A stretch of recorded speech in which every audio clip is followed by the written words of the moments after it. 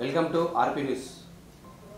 ప్రజా ఉద్యమాల నాయకుడు, అనేక సంవత్సరాలు కమ్యూనిస్ట్ పార్టీలో పనిచేసిన తను, అదే తర్వాత బీఆర్ఎస్ పార్టీ నుంచి రాష్ట్ర స్థాయిలో పనిచేసి ఇప్పుడు ప్రస్తుతము కాంగ్రెస్ పార్టీలో కొనసాగుతున్న తను మనతో ఇక్కడ ఉన్నారు. ఎస్ యాదగిరి అన్న, నమస్కారం. నమస్తే అన్న. మీకు అంటే మీ ఇంటి పేరు సుల్తాన్ కదా, సుల్తాన్ యాదగిరి అనేకంటే అడ్డగుట్ట యాదగిరి అంటేనే ప్రజలకు గుర్తుపడతారు. అంటే అడ్డగుట్టకు మీకు ఉన్నటువంటి సంబంధం ఏంటన్నా ప్రధానంగా? అడ్డగుట్ట అనేటువంటిది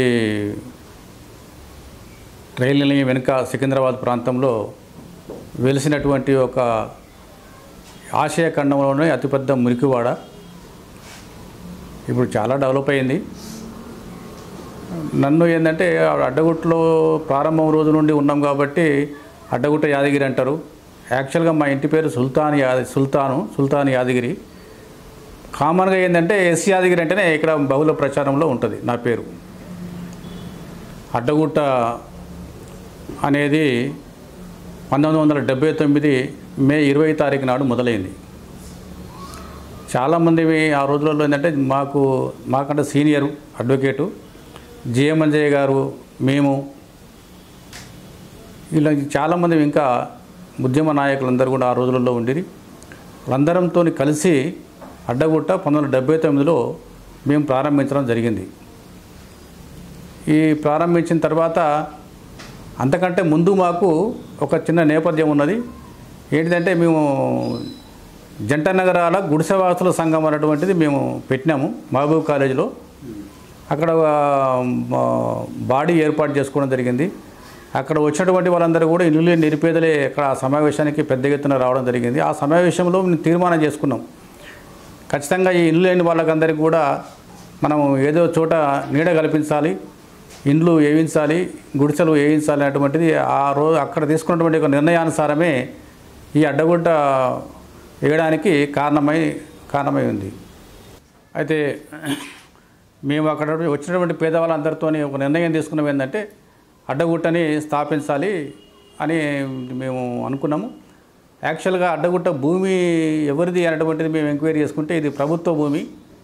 కొద్దిమంది భగవందాస్ లాంటి వాళ్ళు మరి భూ ఆక్రమణదారులు ప్రభుత్వ స్థలాన్ని ఆక్రమించి సుమారుగా 200 ఎకరాల ఇక్కడ ఉన్నటువంటి ఒక ప్రభుత్వ స్థలాన్ని ఆక్రమించి సర్వే నెంబర్ 74లో కానీ సర్వే నెంబర్ 844/1లో కానీ 200 ఎకరాల భూమిని ఆక్రమించి సొసైటీలకు అమ్మిండు అనేటువంటిది మాకు తెలిసింది మా పరిశీలనలో. ఆ తర్వాత ఖచ్చితంగా ఇటువంటి భూమిని పేదలకు దక్కేటట్టుగా చేయాలి, ప్రభుత్వ భూమిని భూ ఆక్రమణదారుల నుండి విముక్తి చేసి దాన్ని పేదలకు పంచాలి అనేటువంటి ఒక ఆలోచనతోని మేము 1979 మే 20 తారీఖు నాడు మొదలుపెట్టిన రోజునోడే పెద్ద ఎత్తున పోలీసు వాళ్ళు ఈ భూ ఆక్రమణదారులందరూ కూడా కలిసి మమ్మల్ని అక్కడికి వెళ్ళి వెకేట్ చేయడానికి పోలీసు బలగాలతో చాలా పెద్ద ఎత్తున వచ్చిండ్రు. సుమారుగా ఒక 2000 మంది పోలీసులు విత్ అమ్యునేషన్, అంటే తుపాకులతో సహా, లాఠీలతో సహా, మరి బాష్పవాయు గోళాలతో సహా మరి రావడం జరిగిన తర్వాత మమ్మల్ని ఫైరింగ్ చేయలేదు, బాష్పవాయు గోళాలు వదలలేదు, కానీ లాఠీ చార్జ్ మాత్రం చాలా విపరీతంగా జరిగింది.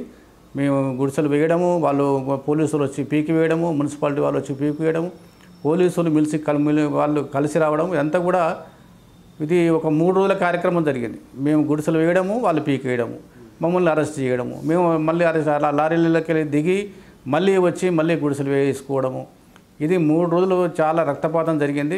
పోలీసులు కూడా విపరీతమైన లాఠీచార్జ్ చేశారు. చాలామంది మహిళలు ముఖ్యంగా ముందుకు వచ్చి ఆ రోజులలో మన యొక్క చీరలు చినిగిపోతున్నా, జాకెట్లకు ఇబ్బందులున్నా, శరీరంలో అనేక చోట్ల వాళ్లకు మరి లాఠీ దెబ్బలు పడుతున్నా వెనుదీయకుండా వాళ్ళు గట్టిగా నిలబడి పోరాటం చేసినటువంటి ఒక పరిస్థితుల దరిమిలా మరి 3 రోజులు ఈ లాఠీచార్జ్ విపరీతంగా జరిగింది. సుమారుగా 100 మందికి లాఠీ దెబ్బలు తగిలినాయి, అనేక మంది హాస్పిటల్ పాలైనరు, అనేక మందికి గాయాలైనాయి. తర్వాత భాస్కర్ రెడ్డి అనేటటువంటి ఒక డీసీపీ గారు, ఆయన ఏంటంటే ఈ రక్తపాతాన్ని చూసి వీళ్ళు వినేటట్లేరు, వీళ్ళు మొండి మనుషుల్లాగా ఉన్నారు, వీళ్ళు ఇండ్లు మేము వదిలిపెట్టిపోవడమే మంచిది అనేటువంటి ఒక ఆలోచనతోని ఆయన ముందుకు వచ్చి ఈ యొక్క లాఠీ చార్జ్ని అన్నింటినీ ఆపేసి ఆయన యొక్క పోలీసు బలగాలని తీసుకొని వెళ్ళిపోవడం జరిగింది. ఆ రోజు నుండి మొదలుకొని మరి సుమారుగా ఒక 6 నెలల వరకు ఈ ఇండ్లు వేస్తూనే వస్తూ ఉన్నాం. ఏదైతే ఈస్ట్ మారేడుమిల్లి లోయనగర్ నుండి మొదలు పెట్టుకుంటే ఎవరైతే సోషలిస్టు నాయకుడు ఉన్నాడో మరి లోయ రామ్ మనోహర్ లోయ ఆయన పేరు మీద మొదలుపెట్టి అక్కడ లోహియా నగర్ అని స్థాపించడం జరిగింది. అక్కడ నుండి మొదలైనటువంటి యొక్క ఈ ఇండ్లు దాదాపుగా 6 నెలల పాటు నడుస్తూనే ఉన్నాయి. సుమారుగా అందరూ అప్పుడు రిక్షాలు ఎక్కువ ఉండే, రిక్షావాసులు, ఆటో డ్రైవర్లు, కూలి పని చేసుకునే వాళ్ళు, మేస్త్రీలు పని చేసుకునే వాళ్ళు, మరి రోజువారీ కూలీలు, ఇటువంటి వాళ్ళందు మాత్రమే వాళ్ళందరూ వచ్చి అక్కడ ఇండ్లు వేసుకోవడం జరిగింది. వాళ్ళకు మాత్రమే ఇండ్లు ఇవ్వడం జరిగింది. అప్పటి నుండి 6 నెలల పాటు జరిగినటువంటి కాలంలో కూడా అనేక ఉద్యమాలు జరిగినాయి. ఎందుకంటే ప్రభుత్వం వాళ్ళు ఈ భూస్వాములు ప్రభుత్వానికి మొరబెట్టుకోవడం, మా భూములు ఆక్రమిస్తున్నారని చెప్పి వాళ్ళు చెప్పుకోవడం, మేము ప్రభుత్వ భూమి ఆక్రమించినాము, ప్రజలమే ఆక్రమించినాము, భూ ఆక్రమణ జరిగినటువంటి భూమిని ఆక్రమించడం తప్ప మేము ఎవరి ప్రైవేటుదారుల యొక్క స్థలాల్లోకి మేము వెళ్ళలేదు అనేటువంటిది మేము చెప్పడం, అనేక జులుసులు జరిగినాయి. మరి వాళ్ళు మేము సెక్రటరియట్కు జులుసులు తీయడం కానీ, ఎంఆర్ఓ ఆఫీస్ దగ్గర ధర్నాలు చేయడం కానీ, ఆర్డీఓ ఆఫీస్ దగ్గర ధర్నాలు చేయడం కానీ, కలెక్టర్ ఆఫీస్ దగ్గర ధర్నాలు చేయడం కానీ, సెక్రటరియట్కి అయితే అనేక సందర్భాల్లో మేము వెళ్ళడం జరిగింది. మరి గుర్రాలతోని కూడా అక్కడ మమ్మల్ని తొక్కించడం జరిగింది. అనేక చోట్ల ప్రతి ప్రదర్శనలో లాఠీచార్జ్ జరిగేది. సుమారుగా ఈ అడ్డగుట్టలో 300 పోరాటాలు జరిగితే అందులో సుమారుగా 250 వరకు ధర్నాలు, ప్రదర్శనలు, బహిరంగ సభ, 50 బహిరంగ సభలు, పెద్ద పెద్ద బహిరంగ సభలు, ఒక 15,000 మందితో 20,000 మందితో బహిరంగ సభలు పెట్టినటువంటి సంఘటనలు ఉన్నాయి. ఈ బహిరంగ సభలలో ఆ రోజుల్లో ఉన్నటువంటి పెద్దలు మరి గౌరవనీయులు వెంకటస్వామి గారు, అట్లనే టిఎన్జయ గారితో మీటింగ్లు పెట్టినాం, కోనేరు రంగారావు గారితో మీటింగ్లు పెట్టినాం. మరి వీళ్ళందరూ కూడా తీసుకొచ్చినాం. కానీ ఈ భూస్వాములు పోయి మళ్ళీ మా భూములను మాకు దక్కేటట్టుగా చూడండి అని వాళ్ళు ప్రెషర్ చేయడం ద్వారా మళ్ళీ పోలీసులు మళ్ళీ పంపడం, ఆ రకంగా చాలా జరిగింది. మేము ఒక ఏడాది తర్వాత ఇక్కడ అడ్డగుట్ట ఏ సెక్షన్ తూర్పు ప్రాంతం తుకారంగేట్కు అడ్డగుట్ట మధ్యన ఉన్నటువంటి ఒక ప్రాంతం నుండి మరి అక్కడికి వెళ్ళి ఇండ్లు లేపుదామనేటువంటి ఒక ఆలోచనతోని ప్రభుత్వం వారు ఆ రోజులలో ఉన్నటువంటి వాళ్ళు మరి పోలీసులు ముఖ్యంగా వచ్చి రావడం జరిగింది. విత్ తుపాకులు పెట్టి మొత్తం ఫైరింగ్ ఆర్డర్ తీసుకొని రావడం జరిగింది. వాళ్ళు ఫైరింగ్ అయినా సరే చేయాలి అనేటువంటిది. సుమారుగా ఒక 10,000 మంది మేము అడ్డగించినాము. ఒక్క ఇల్లు గుడిసె మీద కూడా స్థలము చేయబడకుండా మేము అడ్డగించడం. అటు సైడ్ పోలీసు వాళ్ళు తుపాకులు పెట్టుకొని వాళ్ళు మొత్తం పొజిషన్ తీసుకొని ఫైరింగ్ చేయడానికి కూడా వాళ్ళు రెడీ అయి ఉన్నటువంటి పరిస్థితి. మా వాళ్ళు కారం పొడి తీసుకోవడం కానీ, ఉల్లిగడ్డలు తీసుకోవడం కానీ, ప్రతి ఒక్కరి చేతిలో లాఠీయో కర్రనో లేకపోతే ఒక రాయో ఏదో చిన్న ముందు పట్టుకొని నిలబడ్డాం. మేము ఇక్కడ సుమారుగా 10,000 మంది ఇక్కడ నిలబడ్డాము. సుమారుగా ఒక 5,000 మంది అక్కడ పోలీసులు అక్కడ వాళ్ళు తుపాకులు పట్టుకొని అక్కడ నిలబడ్డారు. చాలా ఓరాహోరీ చాలా జరిగింది. అప్పుడు డీసీపీ గారు చిత్తూరు కోటేశ్వరరావు అనేటువంటి వారు ఉండరి, భుజంగరావు అనేట ఆయన ఏసీపీ గారు ఉండరి. వీళ్ళు డీసీపీ గారికి ఏంటంటే సరే వీళ్ళు పేదవాళ్ళు ఉండనీలేనటువంటి ఒక ఆలోచన ఉండే. భుజంగరావు గారికి ఏంటంటే ఇవన్నీ తీసేయాలనే ఆలోచన ఆయనకుండే. మొత్తానికి చాలా పెద్ద ఎత్తున సుమారుగా ఒక దినమంతా ఆ రోజున వాళ్ళు 5,000 మంది పోలీసులు అక్కడ నిలబడడం, 10,000 మంది ప్రజలు మేము ఇక్కడ నిలబడడం చాలా ఓరహోరీగా జరిగింది. ఏమాత్రం చిన్నగా పొరపాటు మా వైపు నుండి జరిగినా అటువైపు నుండి జరిగినా కానీ కొన్ని వందల మంది ప్రాణాలు పోయేటువంటి పరిస్థితి ఆ రోజులలో ఉండేది. ఆయన డీసీపీ గారే కొంచెం వెనుకకు తగ్గి ఇక్కడ ఇంత రక్తపాతం జరిగే ప్రమాదం ఉన్నది, చాలా అహాకారాలు చేస్తున్నారు ప్రజలు, కాబట్టి వాళ్ళకి నిడలేని వాళ్ళు, ఇల్లు లేని వాళ్ళు, అటువంటి వాళ్ళే పేదవాళ్ళే ఎక్కువ కనపడుతున్నారు, ఇక్కడ మాకు రిక్షావాసులే ఎక్కువ కనపడుతున్నారు అనేటువంటి ఆలోచనతోని మేము ఎవ్వరం కూడా ఒక రాయి విసరలేదు, ఒక కర్ర విసరలేదు. వాళ్ళు కూడా మాకు లాఠీచార్జ్ చేయలేదు. ఆ రకంగా ఆ రోజులలో 79లోనే ఇది మహాయుద్ధంలాగా అభివర్ణించవచ్చు. ఆ 79లో జరిగినటువంటి ఒక పోరాటం. అప్పటి నుండి అనేక జయమంజయ్ గారి నాయకత్వంలో జరిగినాయి, మా నాయకత్వంలో జరిగినాయి. ముఖ్యంగా ఆ రోజులలో కమ్యూనిస్ట్ పార్టీ యొక్క అండదండలు కూడా మాకు ఉండేవి. కేఎల్ మహేంద్ర గారు కానీ, అజీష్ పాషా గారు కానీ, వాళ్ళ యొక్క అండదండలు కూడా మాకు ఉండేది. ఈవెన్ అన్న గద్దరన్న కూడా ఇక్కడికి వచ్చి డాక్టర్ గోపీనాథ్ గారు కానీ, ఇటు వీళ్ళందరూ పురుషోత్తమరావు గారని వీళ్ళందరూ కూడా మాకు సహకారం చేసినప్పుడు చాలా ఈ ఇండ్లు నిలబడటానికి వాళ్ళందరి కృషి కూడా ఉన్నది. ఈ కృషి కంటే కూడా ఇంకా కొంచెం జి వెంకటస్వామి గారు కూడా ప్రభుత్వంలో ఉండి ఆయన గవర్నమెంట్లో ఉండి వాళ్ళ మీదకి ఎందుకు లాఠీ చార్జీలు చేస్తారు? అప్పటికే చాలాసార్లు లాఠీ చార్జీలు అయినాయి, చాలాసార్లు ప్రదర్శనలు అయినాయి, ఎందుకు చేస్తారని చెప్పి ఆయన కూడా కొంత అప్పుడున్నటువంటి ముఖ్యమంత్రి చెన్నారెడ్డి ఉన్నాడు, టీఎన్జయ్య గారు ఉన్నారు, మరి ఇటు వీళ్ళందరితో కూడా మాట్లాడినటువంటి పరిస్థితులు మాట్లాడి మాకు మేలేసినటువంటి పరిస్థితులు కూడా ఉన్నాయి. అయినప్పటికీ కూడా ఈ ల్యాండ్ లార్డ్స్ ఏమైతే ఉన్నారో వీళ్ళు సికింద్రాబాద్ కోర్టులో కేసు వేసారు మా మీద, సిటీ సివిల్ కోర్టు దివాన్ దేవుడిలో అక్కడ కేసు వేయడం జరిగింది, ల్యాండ్ గ్రాబింగ్ కోర్టులో అక్కడ కేసు వేయడం జరిగింది, చివరికి హైకోర్టులో కేసు వేయడం జరిగింది. ఇవన్నీ కూడా మేము కోర్టు ప్రతి కేసును కూడా గెలవడం జరిగింది. మరి మా తరఫున మంచి అడ్వకేట్లను కూడా పెట్టడం జరిగింది. మరి ఆ జేఎంజే గారు కూడా ఒకవైపున వారు కూడా కొట్లాడేటువంటి పరిస్థితి ఉన్నది. అట్లనే వారు land grabbing court case complete అయిపోయేంత వరకు వారు బతికే ఉండేది, తర్వాత చనిపోవడం జరిగింది. తర్వాత హైకోర్టు కేసు అప్పుడు వారు లేరు, అప్పుడు మేము లీడింగ్ తీసుకొని ఈ హైకోర్టు కేసును కొట్లాడడం జరిగింది. హైకోర్టులో మేము కేసు గెలవడం జరిగింది. అటు తర్వాత 83 ఆ ప్రాంతంలో ఇక్కడ పట్టాలు అప్పుడు గౌరవనీయులు పెద్దలు ముఖ్యమంత్రి గారు ఎన్టీ రామారావు గారు అధికారంలో ఉన్నప్పుడు 83లో ఆయన ఆధ్వర్యంలో మాకు పట్టాలు రావడం జరిగింది. 1985 ఆగస్టు 15వ తారీఖు నాడు, అంటే 14వ తారీఖు నాడు దాదాపుగా 6,000 మందికి ఇళ్ల స్థలాలు ఇవ్వడం జరిగింది, పట్టాలు ఇవ్వడం జరిగింది. కానీ ఇవన్నీ కూడా చాలా విరోచితమైన పోరాటాలు చేసినటువంటి సందర్భంగానే వాళ్ళు ఇక్కడ జరిగింది. ₹2 కిలో బియ్యం కూడా మేము ఎన్టీ రామారావు గారిని కూడా తీసుకొచ్చి ఇక్కడ హైదరాబాద్ అడ్డగుట్టలోనే మొదట ప్రారంభించడం కూడా అడ్డగుట్టకు ఒక గుర్తింపు అనేటువంటిది ఉన్నది. కాబట్టి ఇట్లా అనేక ఉద్యమాలు చేయడం ద్వారా ఈ బస్తీని మేము నిలబెట్టుకోగలిగినాం. మరి అనేక మంది ముఖ్యంగా మహిళల పాత్ర ప్రతి పోరాటంలో కూడా మహిళల పాత్ర కీలకంగా ఉండే మాకు ఒక పెట్టని గోడలాగా వాళ్ళు నిలబడేటువంటి వాళ్ళు ఉండరు. కొన్ని వేల మంది ఏ పిలుపులైనా కానీ కొన్ని వేల మందిని కదిలేటువంటి పరిస్థితి ఉండేది. కాబట్టి వాళ్ళ యొక్క సహకారంతో ఈ అడ్డగుట్ట అంత పెద్ద బస్తీ నిలబడ్డది.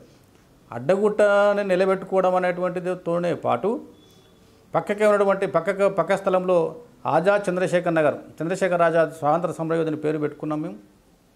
ఆజాద్ చంద్రశేఖర్ నగర్ కానీ, శాస్త్రి నగర్ కానీ, లాల్ బహదూర్ శాస్త్రి పేరు పెట్టుకున్నాం.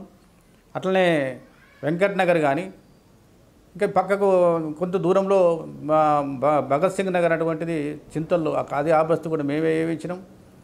ఎరుకల నాంచారమ్మ నగర్ అని చెప్పి ఎల్బీ నగర్లో, మన్సూరాబాద్లో నాంచారమ్మ నగర్ అని చెప్పి ఎరుకల నాంచారమ్మ నగర్ అని చెప్పి అక్కడ బస్తీలు మేమే వేయించినాం. మౌలాలిలో శ్రీ సాయి నగర్ అని చెప్పి అది మేమే వేయించినాం. మొండిబండ నగరు, ఇటువంటి అనేక బస్తీలు కూడా సుమారుగా 14 బస్తీలని మేము స్థాపించడం జరిగింది. అయితే ఇదంతా కూడా ఈ కమ్యూనిస్ట్ నేపథ్యంలో ఎంత కూడా జరిగింది. ఆయన కమ్యూనిస్ట్ పార్టీ యొక్క లెఫ్ట్ ఆర్గనైజేషన్లో ఉంటూ మేము ఇదంతా కూడా కార్యక్రమాలు చేయడం జరిగింది.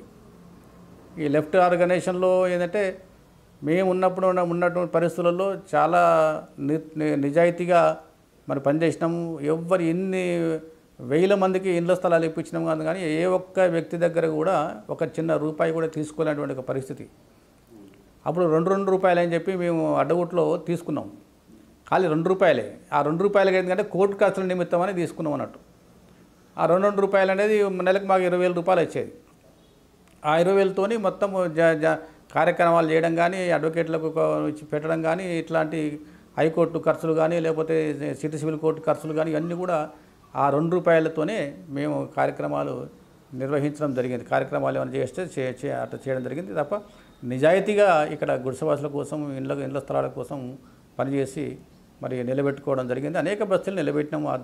దాని ద్వారా ఈ యొక్క ఇది పునాది అయితే అన్ని తల్లి అయితే అది పిల్లల్లాగా అన్ని బస్తీలుని మేము స్థాపించడం అడ్డగుట్ట అండతోని. రాజకీయాల్లోకి ఎప్పుడు వచ్చారు? అసలు రాజకీయాలు రావాలని మీకు ఎలా అనిపించింది? మీకు రాజకీయ గురువు ఎవరు? రాజకీయాల్లో నేను రావడానికి మా గోకారం అనేటువంటి నల్గొండ జిల్లాలో గోకారం అనేటువంటి గ్రామంలో నా పైన పెత్తందారులు చేసినటువంటి యొక్క దాడి ఫలితంగా ఆ యొక్క దాడి మరి జరిగిన నా కుటుంబం మీద దాడి జరిగింది. ఆ దాడి జరిగిన నేపథ్యంలో మేము కమ్యూనిస్ట్ పార్టీ వైపు వెళ్ళడం జరిగింది. వారి సహకారం తీసుకుని అక్కడ మేము అసలు వాస్తవంగా మేము హైదరాబాద్కి వచ్చినా కానీ ఈవెన్ ఎక్కడ ఏం పని చేసినా కానీ హైదరాబాద్లో కూడా కమ్యూనిస్ట్ పార్టీలతో సంబంధాలు పెట్టుకొని అక్కడ ఉద్యమాలు నిర్వహించడం జరిగింది. దానికి రావడానికి నేపథ్యం అదే. రాజకీయ గురువు అంటూ ఏం లేదు. మాకు సిపిఐలో ఉండి పనిచేసినాం, మేము సిపిఎంలో ఉండి పనిచేసినాం. ఓంకార్ గారు ముఖ్యంగా పెద్ద ఎత్తున మాకు సహకరించిన దాంట్లో ఓంకార్ గారు ఎమ్మెల్యే గారు ఉండి వారు 5 సార్లు నర్సంపేట ప్రాంతం నుండి గెలిచారు. ఈ ప్రాంతాన్ని తరచుగా ఆయన సందర్శించేటువంటి వ్యక్తి. ఆయన మేమంటే బాగా అభిమానం. ఆయన వచ్చి ప్రతి కూడా ఇక్కడనే కూర్చొని ఇక్కడనే మాట్లాడి ఇక్కడికి ఎమ్మెల్యే కాకపోయినా కానీ ఇక్కడనే కూర్చొని ఏదైనా సమస్యలు ఉంటే పరిష్కారం చేసేటువంటి దానికి ఉండే ఇక్కడ ప్రజలు కూడా డైరెక్ట్గా ఆయన దగ్గరికి వెళ్ళేటువంటి పరిస్థితి ఉంటుండేది. కాబట్టి మాకు ప్రధానమైన గురువు అంటే ఓంకార్ గారని చెప్పాలి. నేను రాజకీయ గురువు అంటే ఓంకార్ గారే, మధ్యకాయల ఓంకార్ గారు. లెఫ్ట్ నుంచి రైట్కి వచ్చారు అంటే కమ్యూనిస్ట్ పార్టీ నుంచి బీఆర్ఎస్ నుంచి తర్వాత మళ్ళీ కాంగ్రెస్ పార్టీలో పనిచేస్తున్నారు అంటే ఎందుకు లెఫ్ట్లో ఉన్నటువంటి సమస్యలు ఏమున్నాయా అంటే ఎందుకు మీరు ఇందులోకి రావాల్సిన అవసరం వచ్చింది? లెఫ్టిజం నుండి నేను రైటిజం రావడానికి కూడా బలమైన కారణాలే ఉన్నాయి. ఎందుకంటే లెఫ్టిజంలో ఎన్ని ఏళ్ళు పనిచేసినప్పటికీ కూడా ఏమాత్రం ఎదుగుదల లేదు. మమ్మల్ని ఒక కార్యకర్తల్లాగానే చూసేటువంటి పరిస్థితి ఉండేది, వాడుకునేటువంటి పరిస్థితి ఉండేది తప్ప ఎప్పుడు కూడా ఒక ప్రమోట్ చేసేటువంటి ఒక పరిస్థితి కాదు. అందులో కింది వర్గాలని అసలు ప్రమోట్ చేసే పరిస్థితి అందులో మాకు కనపడలేదు. ఎందుకంటే ఎంతసేపు ఏంటంటే ఏ కమ్మలు రెడ్లు ఇటువంటి వాళ్ళు మాత్రమే లెఫ్ట్ పేరుకు కమ్యూనిజం అని చెప్పుకుంటాం. కానీ ఇదంతా ఇప్పుడున్నటువంటి నేతి బీరకాయలు నెయ్యంతనో ఈ కమ్యూనిస్ట్ పార్టీలో వాస్తవాలు అంతా ఉంటాయి. కాబట్టి దాని నుండి మేము వైదొలిగి దానికి కారణం వాళ్ళు కరెక్ట్గా మమ్మల్ని ప్రమోట్ చేయకపోవడం, సరిగ్గా ఇక్కడ ఉన్న సమస్యలని ఆదుకోకపోవడం కూడా ఒక కారణం. కాబట్టి మేము అప్పుడే తెలంగాణ మూమెంటు 2001లో తెలంగాణ టీఆర్ఎస్ ఆవిర్భావం ఏప్రిల్ 27 నాడు ఆవిర్భవించింది. దానికంటే ముందుగానే నేను రైల్వేలో నేను జాబ్ చేసేటువంటి వాడిని, ఒక చీఫ్ ఆఫీస్ సూపరింటెండెంట్ లెవెల్లో నేను జాబ్ చేసేటువంటి వాడిని. తెలంగాణ కోసంగా తెలంగాణ వస్తుంది, తెలంగాణ కోసం మనం పనిచేయాలిగా, మొత్తం ఫుల్ టైమ్గా తెలంగాణ కోసం వెచ్చించాలి అనేటువంటి ఒక ఆలోచనతోని నేను నా యొక్క ఉన్నతమైనటువంటి ఉద్యోగానికి, రైల్వే ఉద్యోగానికి నేను వాలంటరీగా రాజీనామా చేసి వాలంటరీ రిటైర్మెంట్ తీసుకొని నేను ఫుల్ టైమ్గా కేసీఆర్ గారితో అప్పుడే 2001 ఏప్రిల్ 27 నాడు కంటే ముందు 3 నెలల ముందే మాట్లాడి ఆయనతో మేము మాట్లాడిన తర్వాతనే పార్టీలో చేరడం జరిగింది. ఆయన అప్పుడు చెప్పాడు, మీరు రండి, ఎందుకంటే మీకు మాస్ బేస్ ఉన్నది, అందులో చదువుకున్నవారు మరి LLB వరకు చదువుకున్నారు, మీలాంటి వాళ్ళు మీ అవకాశం కల్పిస్తాను, మీలాంటి వాళ్ళని ఉద్యమంలోకి వస్తే బాగుంటుంది అని చెప్పడం జరిగింది. ఆయన యొక్క పిలుపును అందుకొని మేము యాక్చువల్గా టీఆర్ఎస్ వైపు రావడం జరిగింది. టీఆర్ఎస్ వైపు వచ్చినప్పుడు హైదరాబాదులో పార్టీ పెట్టడం అంటే ఒక 10-15 మంది కంటే ఎక్కువ లేము. పార్టీ పెట్టిన దాంట్లో ఒక రిజిస్టర్ అప్పటి నుండి ఇప్పటిదాకా ఒక రిజిస్టర్ కూడా అది ఉన్నదో తీసేసారో తెలియదు, కానీ ఒక రిజిస్టర్ మెయింటైన్ చేసినాం. అప్పుడు పార్టీలో మొట్టమొదటి రోజున ఎంతమంది వచ్చారంటే ఫస్ట్ పేరు హైదరాబాద్లో నాదే ఉంటుంది, నా తర్వాత ఇక మిగతా వాళ్ళది ఎవరిదైనా ఉంటుంది. అట్లాంటిది ఒక పరిస్థితి ఉండి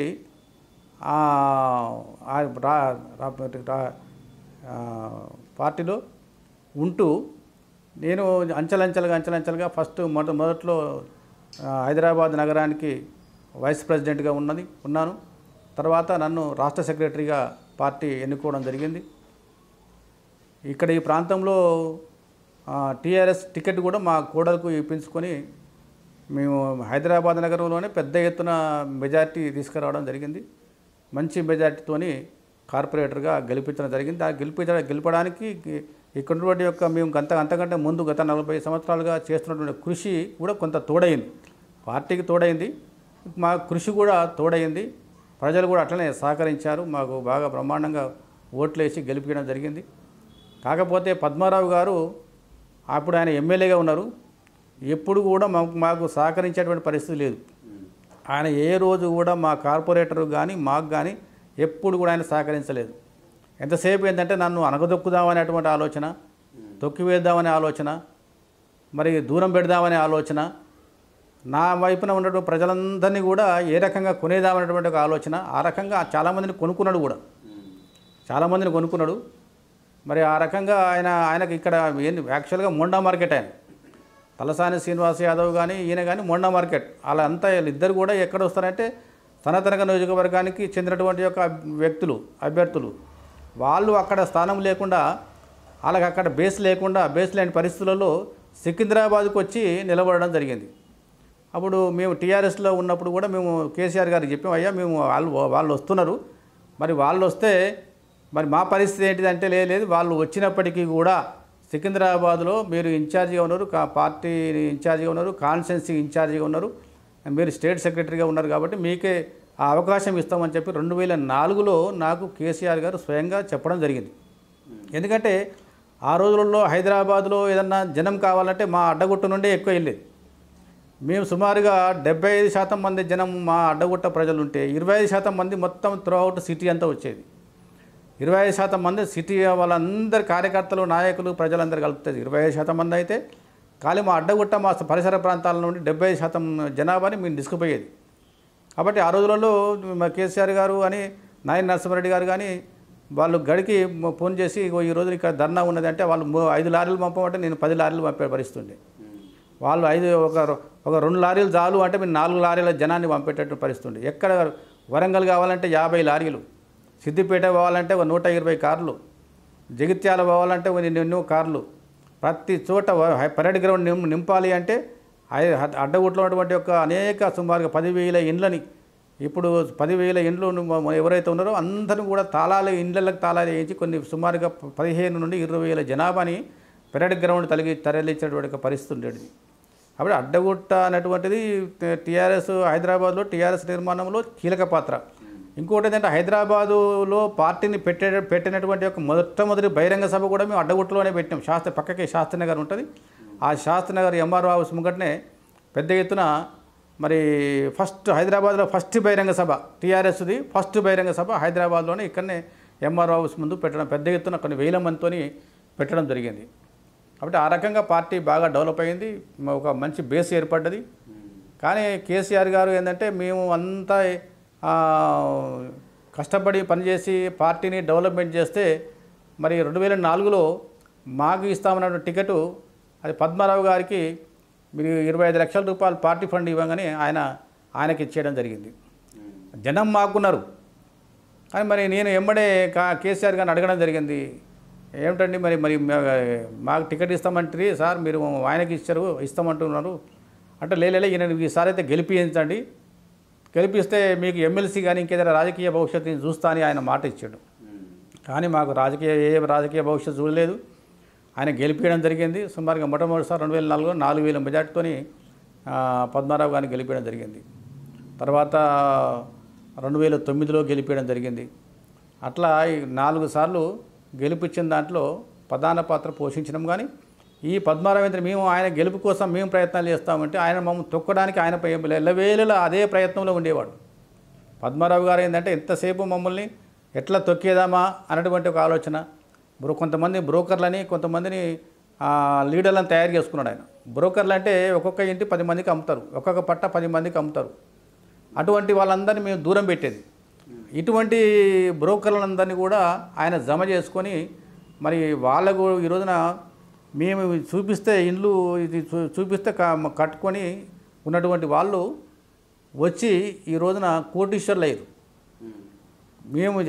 మేము ఒకప్పుడు మాకు ఇండ్లు, జాగలు, భూములు మా తల్లిదండ్రుల ద్వారా వచ్చి సంక్రమించినటువంటి యొక్క ఆస్తులన్నీ కూడా పొడగొట్టుకున్నాము. ఇప్పుడు ఏమీ ఆస్తులు లేనటువంటి యొక్క వ్యక్తులుగా మేము రోడ్డు మీద నిలబడ్డాం. అంటే ఇటువంటి బ్రోకర్లకందరికీ పద్మారావు ఆయన పూర్తిగా ప్రోత్సాహం ద్వారానే ఈ పరిస్థితి జరిగింది. అయితే పద్మారావు గారి పరిస్థితి కూడా ఏంటిది, అప్పుడు 2 ఇండ్లు ఉండేది. ఆయన ఒక ఇల్లు అమ్ముకున్నాడు, ఒక ఇల్లు గిరిపెట్టిండు. ఖాళీ అప్పులు తెచ్చుకొచ్చి 2004లో అప్పులు తీసుకొచ్చి ఎలక్షన్లో నిలబడ్డాడు. కానీ మరి ఈ రోజున పరిస్థితి, ఆయన పరిస్థితి ఏంటంటే ఏమాత్రం ఒక 1000 కోట్లకు తగ్గకుండా ఆయన ఆస్తులు ఉన్నాయి. 5 కొడుకులకు 5 డివిజన్లు ఒప్పచెప్పిండు. మరి 1000 కోట్లు ఆస్తులు సంపాదించుకున్నాడు. అనేక బిల్డింగులు కొంటూనే ఉన్నాడు, కడతనే ఉన్నాడు, సినిమా టాకీసులు కొన్నాడు, పాత హోటళ్ళన్నీ కొన్నాడు. ఇటువంటి అన్ని ప్రజల సమస్యలు మరి ఇక్కడ అనేక సమస్యలు ఉన్నాయి. డ్రైనేజీ సమస్యలు రోజు ఉంటాయి, మంచినీటి సమస్యలు రోజు, పొల్యూషన్ వాటర్ ఉంటుంది రోజు, ఈ వాటర్ పొల్యూషన్ వాటర్ సమస్య రోజు ఉంటుంది. అక్కడక్కడ ఇండ్లు పట్టాలు లేనటువంటి వాళ్ళ ఇండ్ల పట్టాలు లేనటువంటి వాళ్ళ సమస్య రోజు ఉంటుంది. అట్లనే ఇల్లు లేకుండా చాలామంది ఉన్నారు. అప్పుడు మేము 79 అంటే సుమారుగా 45 ఏళ్ళు కావస్తూ ఉన్నది.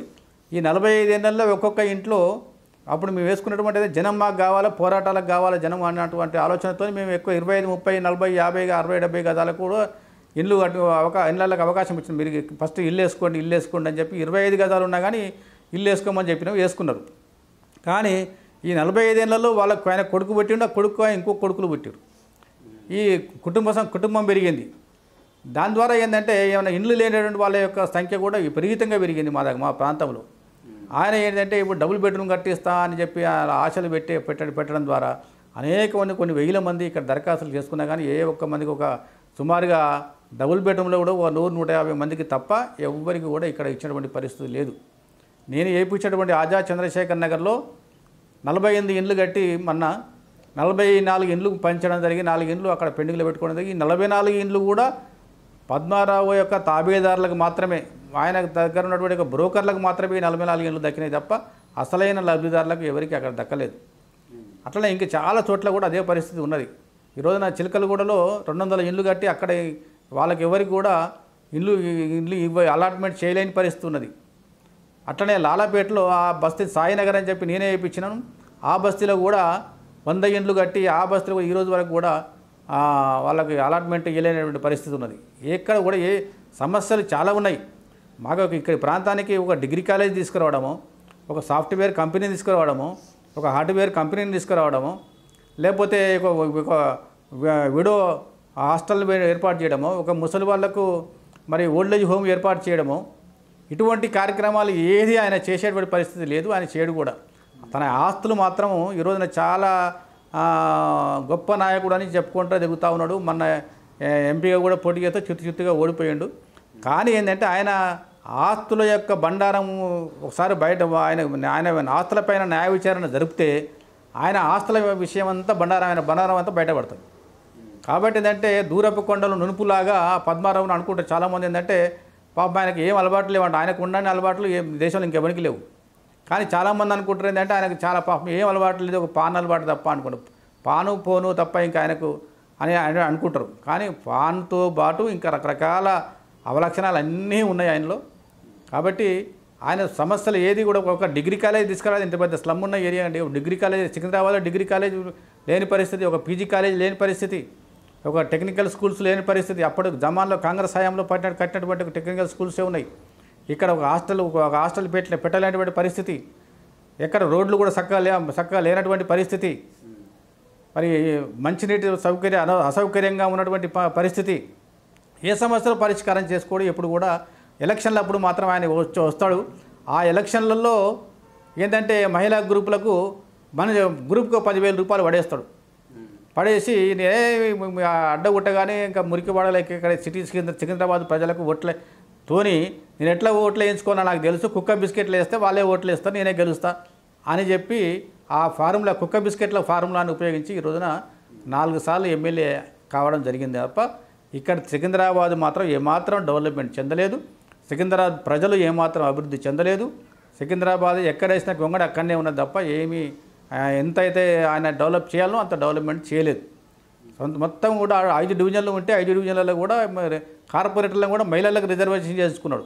మగవాళ్ళకు కాకుండా ఆడవాళ్ళకు అయితే వాళ్ళు అడగరని చెప్పినట్టు ఇంటరు అని చెప్పి నేను ఎట్ట చెప్తే అట్లా ఇంటరు, నేను ఏమన్నా కానీ పడతారు అనేటువంటి ఆలోచనతోని ఆయన ఏంటిదంటే ఆ మహిళలకు రిజర్వేషన్ చేసుకున్నాడు. మళ్ళీ ఆ మహిళల మీద పెత్తనం ఎవరిదే అంటే మళ్ళీ తను కూడా కొడుకులదే. ఆ కొడుకులని ఒక్కొక్క డివిజన్కి ఒక్కొక్క కొడుకును ఇన్ఛార్జ్ చేసి ఆయన రాజకీయాలు నడుపుకుంటూ ఉన్నాడు. అందరికి కూడా ఫామ్ హౌజులు, మళ్ళీ 5 కొడుకులకు 5 ఫామ్ హౌజులు, ఆయనకు ఫామ్ హౌజులు, ఆయనకు బిడ్డకు ఫామ్ హౌజు, ఇట్లా రకరకాలుగా ఫామ్ హౌజులు ఫామ్ హౌజులు పెట్టుకునేవి. కానీ కనీసం నియోజకవర్గానికి నీవు కొత్తగా చేసింది ఏంటిదయా, ఏమైనా డెవలప్మెంట్ చేసినావా అని అంటే ఏమి డెవలప్మెంట్ చేసింది, ఎక్కడ వేసిన గొంగడి అక్కడనే ఉన్నది. ఈ పక్క మేము చెప్పినాం, ఈ పక్కకు 844/1లో మరి సుమారుగా చాలా ఖాళీ స్థలం ఉన్నది, అక్కడ డబుల్ బెడ్రూమ్ కట్టొచ్చు అని చెప్పినాం. తుకారం గేట్లో అలగ నిరంజన గుడి వద్ద సుమారుగా 2 ఎకరాల ఖాళీ స్థలం ఉన్నది, అక్కడ కూడా ఇల్లు కట్టొచ్చు అని చెప్పినాం.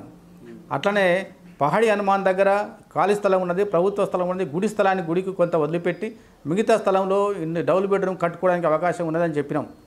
కానీ ఎన్నిట్లో లేక ఏదైతే మేము భూములు చూపించినామో ఆ భూములన్నింటినీ కూడా ఆయన దాదాపుగా చాలా వరకు కబ్జా పెట్టిండు. ఏదైతే భూములు మేము చూపించి ఇక్కడ అవకాశం ఉన్నది పేదవాళ్ళకి ఇల్లు కట్టడానికి, ఇక్కడ అవకాశం ఉన్నదని మేము చూపించినటువంటి యొక్క భూములు ఏవైతే ఉన్నాయో ఈ భూములన్నింటినీ కూడా ఆయన పూర్తిగా పరోక్షంగా కబ్జా పెట్టిండు, బినామీ పేర్లతోని కబ్జా పెట్టిండు.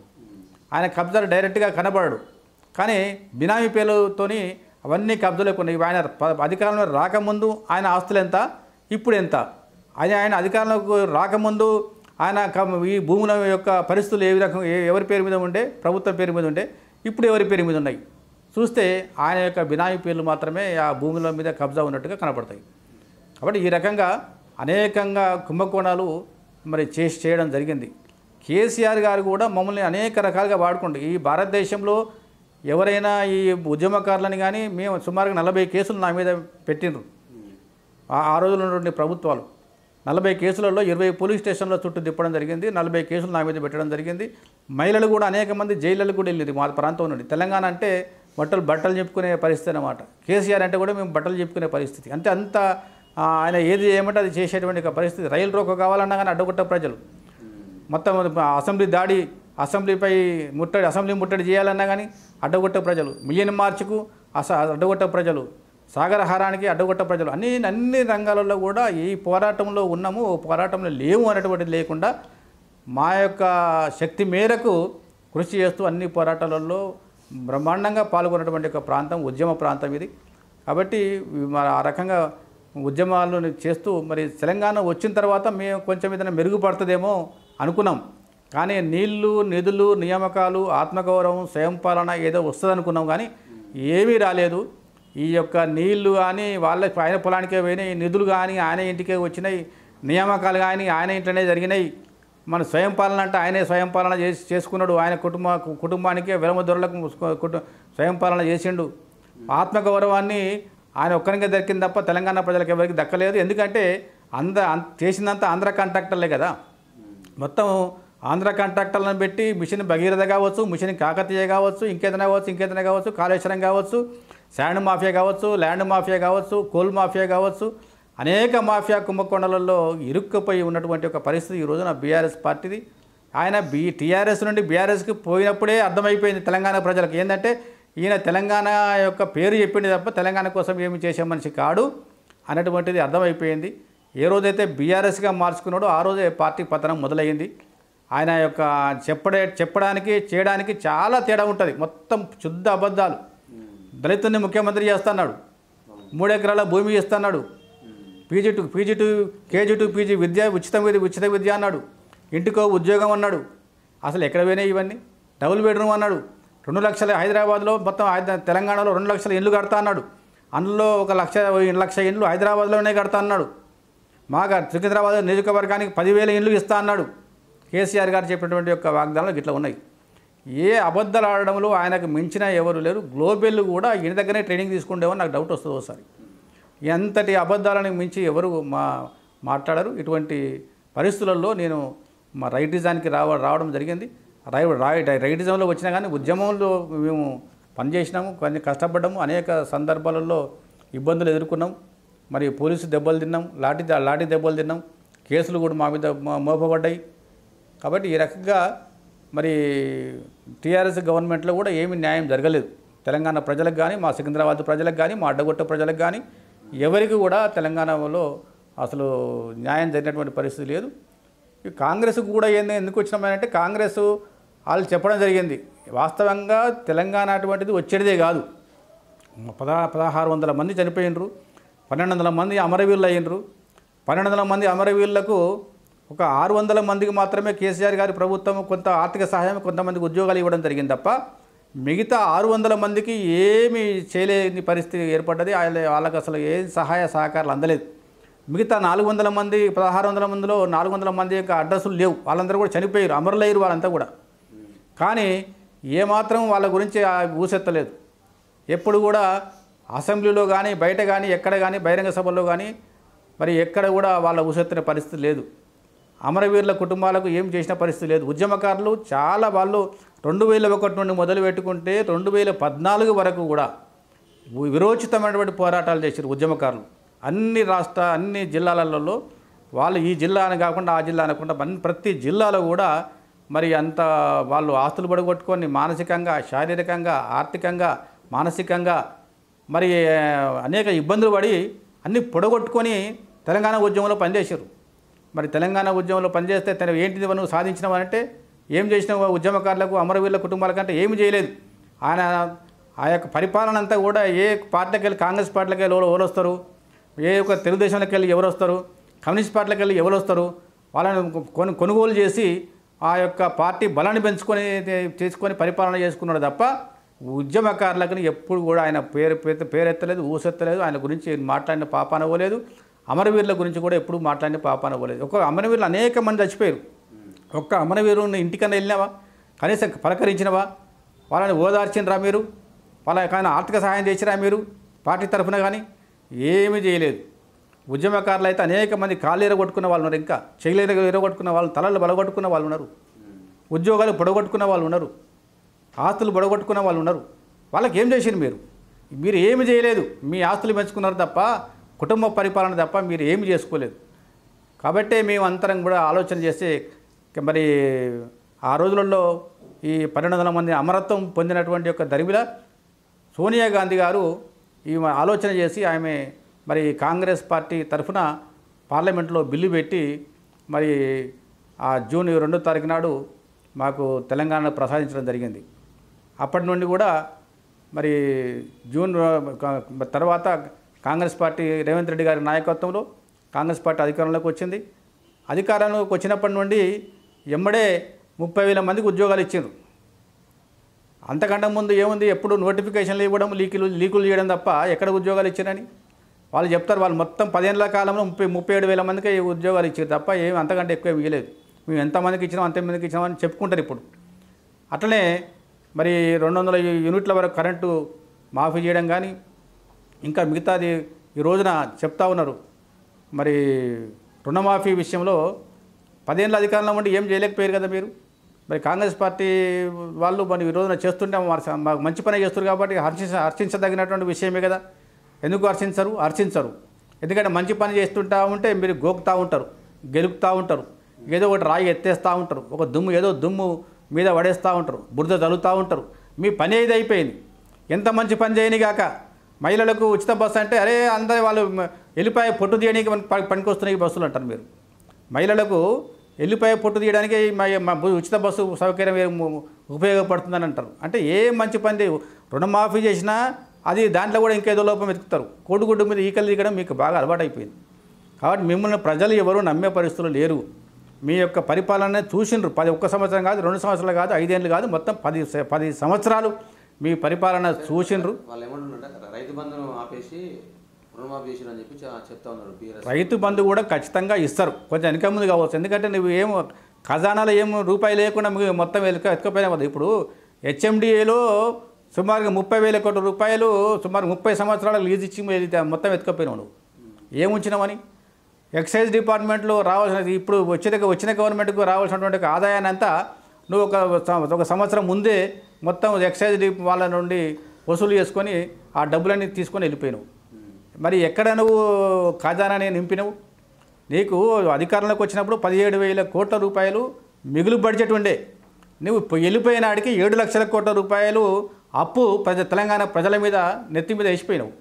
ఇప్పుడు ఎంత సరి చేసుకోవడానికి ఎంత టైం పడుతుంది? అయినప్పటికీ కూడా వీళ్ళు రూపాయి కూడా పోగు చేసి వాళ్లకు మరి గ్యాసు 500 రూపాయలకే గ్యాస్ ఇవ్వడం కానీ, 200 యూనిట్లకే కరెంటు ఇవ్వడం కానీ, మరి ఉచిత బస్ సౌకర్యం కల్పించడం కానీ, అట్లనే రుణమాఫీ చేయడం కానీ ఇట్లాంటివి చేస్తూ ఉన్నారు. చేస్తే నమ్మకం ఉంది. ఎందుకంటే కాంగ్రెస్ పార్టీ వాళ్ళు తెలంగాణ సోనియా గాంధీ గారు తెలంగాణ ఇస్తానని చెప్పి నిజామాబాద్ బహిరంగ సభలో ప్రకటించి అదే విధంగా తెలంగాణ ఇచ్చింది. అసలు తెలంగాణ ఇచ్చినప్పుడు మన పెద్దసారి ఈయన ఎవరైతే కేసీఆర్ గారు ఉన్నారో ఆయన పార్లమెంట్లోనే లేడు.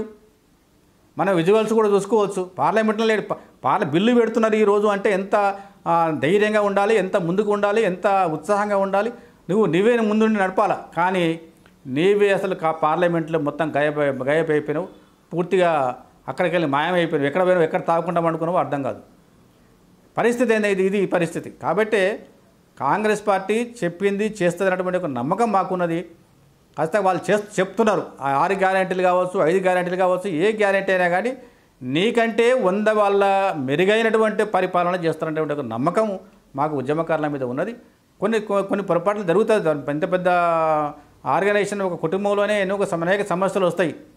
మరి ఇంత పెద్ద రాష్ట్రంలో అక్కడక్కడ కొన్ని చెదురుమదురు సంఘటనలు జరుగుతుండొచ్చు. కానీ మెరుగైనటువంటి ఒక పరిపాలన ఉంటుంది. ఇప్పటిదాకా కాంగ్రెస్ వాళ్ళు అనేక మంది పరిపాలించిన పరిపాలన కంటే, నీవు చేసినటువంటి యొక్క పరిపాలన కంటే ఇప్పుడు రేవంత్ రెడ్డి గారి పరిపాలన మెరుగ్గా ఉంటుంది, చాలా బ్రహ్మాండంగా ఉంటుంది అనడంలో ఎట్టి అతిశయోక్తి లేనే లేదు అటువంటిది నేను చెప్తా ఉన్నాను. మొన్న జరిగినటువంటి ఎమ్మెల్యే ఎన్నికల్లో కాంగ్రెస్ పార్టీకి గెలిచే అవకాశం ఉన్నా కూడా పార్టీ ఓడిపోయింది. అంటే ప్రధాన కారణం ఏమేమి ఉంటుందంటే క్యాండిడేట్ సమస్యనా లేకపోతే పార్టీ సమస్యనా? ప్రజలు కన్ఫ్యూజన్లో ఉన్నారు. వాస్తవంగా మొన్నటి ఎలక్షన్లో 2023 నాడు డిసెంబర్లో జరిగినటువంటి ఒక ఎన్నికలలో కాంగ్రెస్ పార్టీ బ్రహ్మాండంగా గాలి వీచింది. కర్ణాటకలో గెలుపును పురస్కరించుకొని తెలంగాణలో కూడా మంచి గాలి వీచింది. అసలు ఎప్పుడు రాని గాలి అప్పుడు వచ్చింది. మరి తెలంగాణలో మెజారిటీ సీట్లను కైవసం చేసుకున్నది.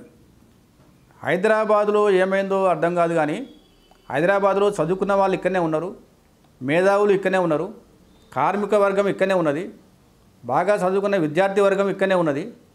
కానీ ఇక్కడనే ఈ బీఆర్ఎస్ వాళ్ళ మాటలు విని, దోకాబాజీ మాటలు విని, ముఖ్యంగా మనీ ఫార్ములా అనే డబ్బులు వెదజల్లడం మరి ఓట్లు కొనుక్కోవడం.